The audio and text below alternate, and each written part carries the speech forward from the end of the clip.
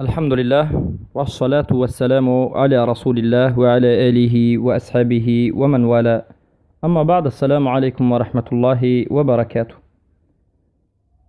از ما برادر سوال کردن که با ما چگونه توی عروسی کردن، یعنی ولیمه، چگونه ولیمه کردن یعنی چگونه زن گرفتن و توی های عروسی در زمان رسول الله صلی الله علیه و سلم چگونه انجام شدنش را بیان کنید. بارک الله فیکم. ما مسلمان ها باید تمام خرسندیمان و تمام غمگینیمان موافق اسلام و موافق سنت رسول اکرم صلی الله علیه و سلم باشد. عزاداری ما باید موافق سنت پیامبر صلی الله علیه و سلم باشد. این چنین توی کردن ما، خرسندی ما، ولیمه و عقیقه و دیگر خرسندی های ما موافق سنت رسول اکرم صلی الله علیه و سلم و موافق فعل صحابگان که همه اشان شاگردان رسول اکرم صلی الله علیه و سلم بودند رضی الله عنهم باید این چنین باشد. توی کردن اسلامی در زمان رسول اکرم صلی الله علیه و سلم چگونه بود؟ البته رسول اکرم صلی الله علیه و سلم وقتی که عبدالرحمن ابن عوف رو میبینن که اثری زنگیری دارد لیکن به هیچ کسی خبر ندادن، طعام نکردن، پیامبر صلی الله علیه و سلم به عبدالرحمن ابن عوف میگند اولین ولو بشات، گرچنده که به یک گوسفند باشد هم ولیمه کن. ولیمه کن یعنی طعام بده، توی بکن، زنگیریت رو به مردم به طعام دادن رسون. این یک شکری نعمت است. یعنی زن وقتی که گرفتید بعد از این ولیمه میکنید، این یک شکری نعمت است و این یک خرسندی است و این اعلانی توی شدن است. البته در توی کردن خرسندی کردن جایز است، خیلی که به این شریعت اجازت داده است، اما موسیقی گذاشتن در توی و رقص کردن مردان و زنان همراه یا که عروس را به سر استول برآوردن و این نمودهای بدعت‌هایی که وارد شده است همه اش حرام است و همه اش گناه کبیره است، اما البته انسان را کافر نمی کند یا طلاق بین دختر و پسر نمی اندازد، اما همه این گناه کبیره است که باید توبه کرده شود. پس در زمان رسول اکرم صلی الله علیه و سلم توی ها عادی می شدند. دختر را به خانه مرد می بردند و از طرف مرد یک خوراک می کردند، مردم را می چغیدند، یک گوسفندی را می پختند به مردم می دادند. البته خرسندی با نمودهای بازی کردن، با نمودهای بعضی از نمودهای بازی جماعوی، شوخی ها که موافق شریعت است و بیرون نیست، دروغگویی و اینچنین صحبت ها نیست، موسیقی نیست و اینچنین حرام ها، اختلاط بین زن و مرد نیست. در این حالت انا نمین نمود مراسم ها میکردن، نکاح میکردن و این تویشان همین گونه بود. اما این توی هایی که امروز از ملت کفار به ما انتقال شده است یا که مسلمان ها امروز تشبیه به کفار میکنند، مانندی به کفار میکنند و توی های عروسی خود را یا تمام خرسندی خود را مثل توی های عروسی کفار میکنند، این حرام است. بارک الله فیکم. به مانند چی؟ به مانند این که اولا در روز زاکس، در روزی ما میگیم نام نویسی کردن، عروس و داماد دست همدیگر را قاپیدن، تنها در درون ماشین در یک طرف نشستن، موسیقی گذاشتن و رقص کردن، با یک سخنهای غیر شرعی گفتن، به همدیگر انگشترین گذاشتن، گویا که همین انگشترین گذاشتن همین نکاح است. اعوذ بالله من ذلک. امروز در نزد کفار انگشترین گذاشتن همین نکاح است. حتی میگویند که اگر انگشترین یکیشون گیرید و به یک طرف گذارد گویا که طلاق افتید و این چنین در شریعت اسلام وجود ندارد و این همه تشبیه به کفار است و این حرام است. البته انگشترین هدیه کردن به زن شما جایز است، انگشترین هدیه کنید، اما نه روزی معینی که باید در همون روز انگشترین هدیه کنید و انگشترین یک شرط توی است و انگشترین یک شرط نکاح است. این چنین سخنها وجود ندارد و حرام است. چرا دستقاپی زن و تنها ایستادن زن حرام است در روزهای زاکس که میگویند؟ برای اینکه نکاح نشده است و این یک زنی بیگانه است، این یک دختری بیگانه است، پیش از نکاح حرام است. بارک الله فیکم. و البته پیش از نکاح دیدن مرد دختر رو و دیدن و دختر مرد رو جایز است. خیلی که مرد دختر رو میخواد که ببیند، زن هم میخواد که مرد رو ببیند، هر دوش هم جایز است. خیلی که حدیث اومده است رسول اکرم صلی الله علیه و سلم میگن فانظروا فی الانصار فی بنات الانصار فان فی اعینهم شیئا.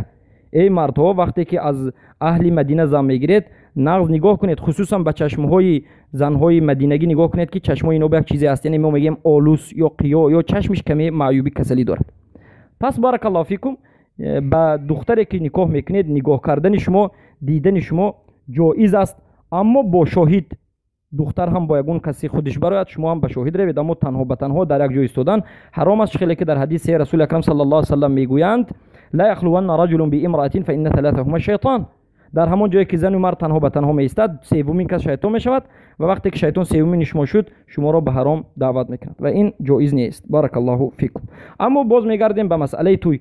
ما گفتیم این زاکس، این چیزهایی که با تقلید کفر است، با این نمودهای حرامیش که هست، حرام است.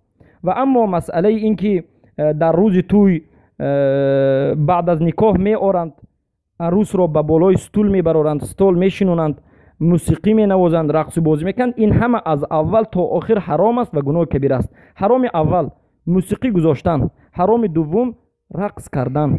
رقص کردن زن و مرد در یک میدان با انسان، زن مرد بیگانه با همدیگر رقص کردن که این البته اشد الحرام است، اکبر الکبائر است.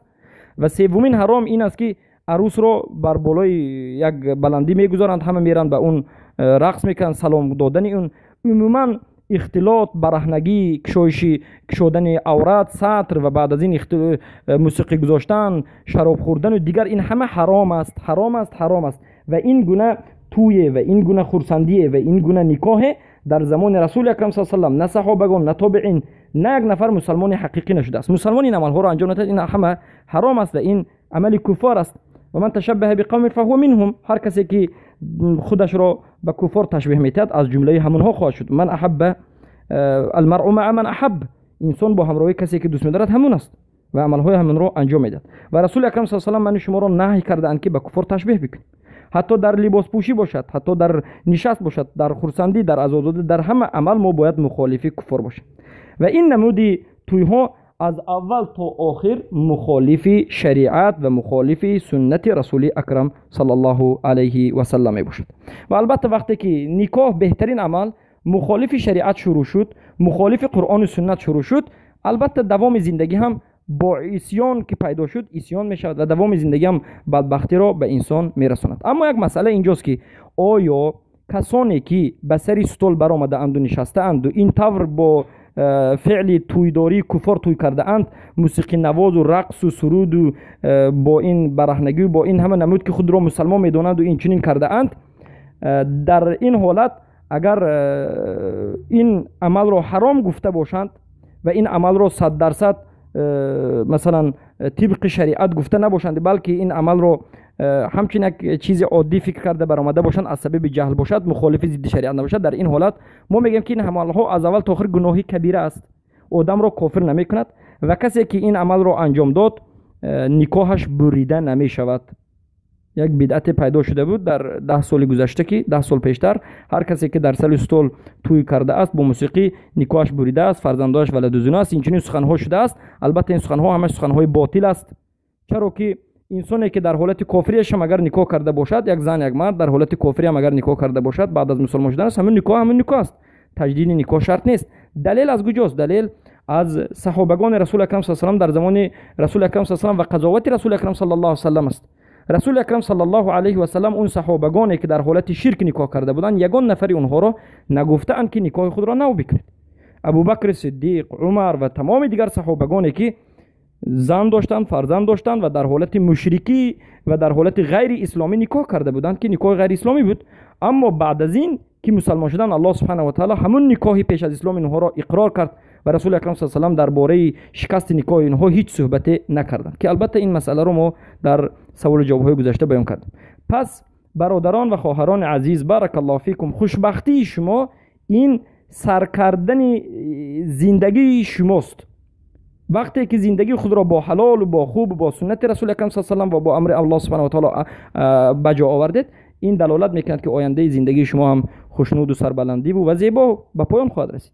اما وقتی که عمل زندگی شما با بدترین عملها و زشترین و با گناه کبیره شروع میشد، البته این دلالت به آینده زندگی شما میکند. خیلی که الله سبحانه و تعالی میگه و ما کسبت من ایدیکم و ما اصابکم من مصیبت الا بما کسبت ایدیکم، و هر آن چیزی که به شما میرسد از مصیبت از بلا مگرم اینکه سببش همین گناه شماست. گناه به زندگی انسان تاثیر دارد، گناه انسان را بدبخت میکند، گناه انسان را فقیر میکند، گناه زندگی انسان را ویران میکند، گناه انسان را شرمنده و رسوا میکند، گناه عمر آدم را کوتاه میکند و دیگر ضررهای دیگر. بارک الله فیکم. پس برای همین برادران عزیز وقتی که کسی را نکاح کرده نمیشود نکاح کنید و به مردم طعام بدید. اگر توانید یک صحبت در اونجا، یک نصیحت شود، یک نشیدخوانی که نشید موافق شریعت باشد، یک غزلخوانی باشد، اما تبریکات باشد، اما دیگر نمودی که اختلاط است و این نمودی توی کردن کفر است، این همه حرام است. بارک الله فیکم.